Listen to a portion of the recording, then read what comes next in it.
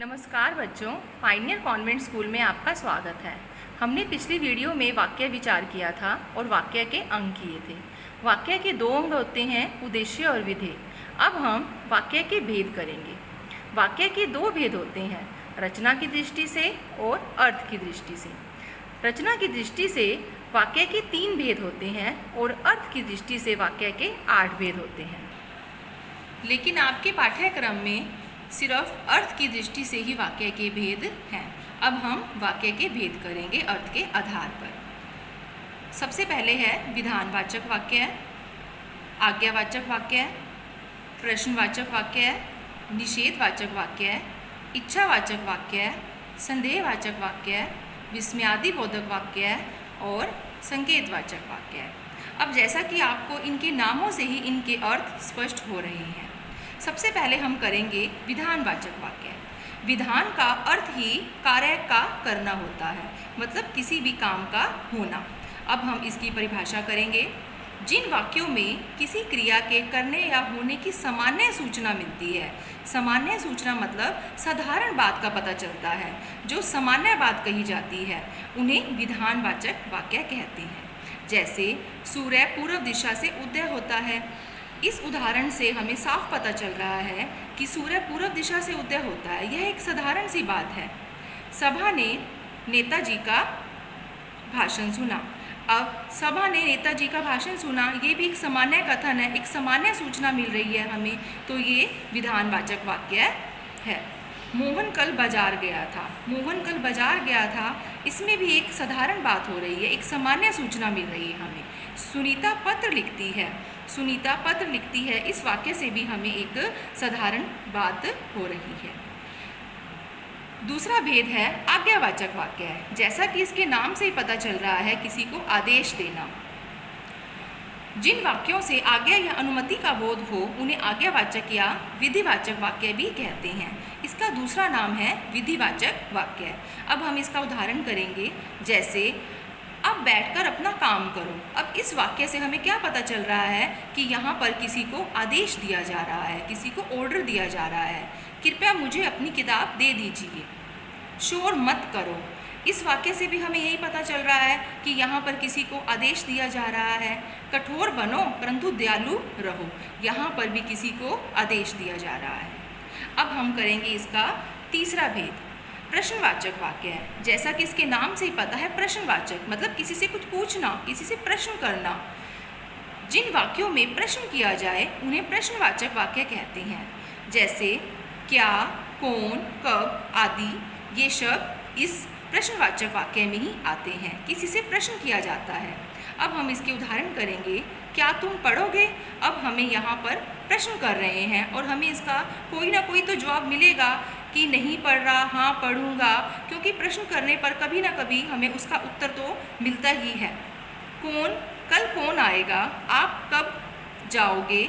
आप क्यों नहीं जा रहे हो? ये जितने भी सारे उदाहरण हैं, ये सारे प्रश्नवाचक वाक्य के ही उदाहरण हैं। अर्थ के आधार पर इसका अगला भेद है निषेधवाचक वाक्य। निषेध का अर्थ होता है मना करना, काम का ना होना, मतलब ना करने का भाव होना। जिन वाक्यों में किसी कार्य के ना होने का बोध होता है कि काम नहीं हो रहा, उन्हें निषेधवाचक वाक्य कहते हैं। या इसका दूसरा नाम, इसे हम नकारात्मक वाक्य भी कह सकते हैं। हम इसके उदाहरण पढ़ेंगे। मैं आज नहीं जाऊंगा। इस वाक्य से हमें साफ स्पष्ट हो रहा है कि मैं आज नहीं जाऊंगा, मतलब यहाँ पर ना जाने का भाव हो रहा है। छात्रों ने अपना कार्य नहीं किया। छात्रों ने जो अपना काम है वो नहीं किया, यहाँ पर भी काम ना होने का भाव स्पष्ट हो रहा है। मैं झूठ नहीं बोलती। यहाँ पर भी काम न होने का भाव प्रकट हो रहा है। हमें किसी से डरना नहीं चाहिए।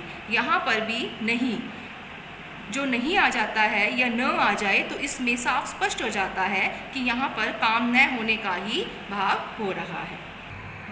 अब हम अगला भेद करेंगे इच्छावाचक वाक्य। जैसा कि इसके नाम से ही पता चल रहा है, इच्छा मतलब हमारे मन में कोई भी कामना, अभिलाषा, हम दूसरों के लिए भी इच्छा कर सकते हैं और हम अपने लिए भी कोई इच्छा कर सकते हैं। अब हम इसकी परिभाषा पढ़ेंगे। जिन वाक्यों में इच्छा, कामना, शुभ कामना, आशीर्वाद और सुझाव प्रकट हो, उन्हें इच्छावाचक वाक्य कहते हैं। जैसे अब घूमने के लिए चला जाए। मतलब इस वाक्य से क्या हो रहा है, हमारी इच्छा प्रकट हो रही है, हमारी मन की बात प्रकट हो रही है कि हम क्या चाहते हैं। आपकी यात्रा मंगलमय हो। हम किसी दूसरे के लिए अपनी इच्छा प्रकट कर रहे हैं कि हमारे मन में क्या है, हम वो प्रकट कर रहे हैं। ईश्वर तुम्हें दीर्घायु करे। दीर्घायु मतलब लंबी आयु करे। हमारी यहाँ पर दूसरे के लिए कामना प्रकट हो रही है। अब हम इसका अगला भेद करेंगे, संदेहवाचक वाक्य। संदेह का मतलब होता है शक होना, मन में कोई संदेह होना। जिन वाक्यों में संदेह या शंका व्यक्त हो, शंका मतलब संदेह, उन्हें संदेहवाचक वाक्य कहते हैं। जैसे शायद वह आज आ जाए। जैसे यहाँ पर हमें हमारे मन में शक है कि शायद वो आए या ना आए, इसीलिए यहाँ पर आगे शायद लगा हुआ है। जब हमारे मन में किसी भी बात को लेकर कोई शंका होती है तो हम आगे शायद लगाते हैं। तो इसीलिए संदेहवाचक वाक्य में हमेशा आगे शायद आता है। संभवतः वह सुधर जाए। संभवतः का मतलब भी शायद ही होता है। शायद आज वर्षा हो। यहाँ पर भी हम एक आइडिया लगा रहे हैं, हमारे मन में एक संदेह है, शक है कि आज वर्षा हो, शायद हम घूमने जाएं। ये सारे जितने भी उदाहरण हैं ये सभी संदेहवाचक वाक्य के ही हैं। अब हम अगला इसका करेंगे भेद, विस्मयादि बोधक वाक्य। विस्मयादि का मतलब होता है कि हमारे मन के भाव प्रकट होना। वो कोई भी भाव हो सकते हैं, दुख के, खुशी के, हैरानी के, ये सारे जितने भी भाव प्रकट होते हैं वो विस्मयादि बोधक वाक्य के ही होते हैं। अब हम इसकी परिभाषा पढ़ेंगे। जिन वाक्यों में आश्चर्य, हर्ष, शोक, घृणा आदि के भाव व्यक्त हों, व्यक्त का मतलब प्रकट हों, उन्हें विस्मयादि बोधक या उद्गारवाचक वाक्य भी कहते हैं। उदाहरण, अरे इतनी ऊंची इमारत। अरे का मतलब यहाँ पर हैरान कर देने वाली। अरे इतनी ऊंची इमारत, वाह क्या छक्का मारा। अब यहाँ पे जो वाह है वो खुशी का भाव प्रकट हो रहा है। ऊपर वाले वाक्य में अरे जो है वो हैरानी का भाव प्रकट हो रहा था। ओह, उसके पिता की दुर्घटना में मृत्यु होगी। अब यहाँ पर ओह जो है वो किसका भाव प्रकट हो रहा है, वो दुख का भाव प्रकट हो रहा है कि उसके पिता की मृत्यु हो गई। छी छी कितनी दुर्गंध है। छी छी का मतलब होता है घृणा करना, किसी चीज़ से नफरत करना। जैसे मुझे गंदगी पसंद नहीं है, छी छी कितनी दुर्गंध है। ये जितने भी भाव हैं ये सारे के सारे विस्मयादि बोधक वाक्य के भाव ही प्रकट हो रहे हैं। अब तक हमने कुल मिलाकर इसके 7 भेद कर लिए हैं। अब हम करेंगे इसका आखिरी भेद, संकेतवाचक। संकेत का मतलब होता है कि किसी की ओर इशारा करना, किसी काम की ओर इशारा करना। और संकेतवाचक वाक्य में मुख्य बात ये होती है कि इसमें एक काम दूसरे काम पर निर्भर होता है। जैसे जिन वाक्यों में एक क्रिया का दूसरी क्रिया पर निर्भर होने का बोध हो, निर्भर का मतलब होता है डिपेंड होना, उन्हें संकेतवाचक वाक्य कहते हैं। इनसे कारण, शर्तें आदि का बोध होता है। एक काम का होना दूसरे काम पर डिपेंड होता है, निर्भर होता है। जैसे अगर वह चले तो मैं अवश्य आऊँगा। मतलब यहाँ पर उसका जाना जो है वो क्या है, उसके आने पर है। अगर वह चले मतलब वो चलेगा तो मैं अवश्य जाऊँगा। यहाँ पर शर्त और कारण लागू होती है। मन लगाकर पढ़ोगे तभी पास होगे। मतलब यहाँ पर पास होना क्या है, मन लगाकर पढ़ना। यहाँ पर पास होने की क्रिया तभी पूरी होगी अगर हम मन लगाकर पढ़ेंगे। कहने का ये मतलब है कि एक क्रिया तभी पूरी होगी अगर दूसरी क्रिया भी पूरी होगी। एक क्रिया दूसरे पर निर्भर होती है। यदि वर्षा हुई तो फसल अच्छी होगी। यहाँ पर फसल का अच्छा होना वर्षा पर डिपेंड है, वर्षा पर निर्भर है कि वर्षा होगी तभी ही फसल अच्छी होगी। यदि आप आते तो इतनी मुसीबत ना आती।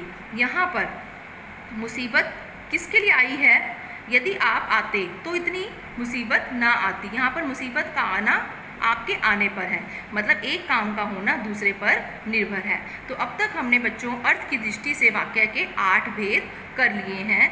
अब हम अगली वीडियो में आपको समझाएंगे वाक्य के परिवर्तन, कि वाक्य परिवर्तन होते कैसे हैं। हम अगली वीडियो में आपको मिलेंगे। धन्यवाद।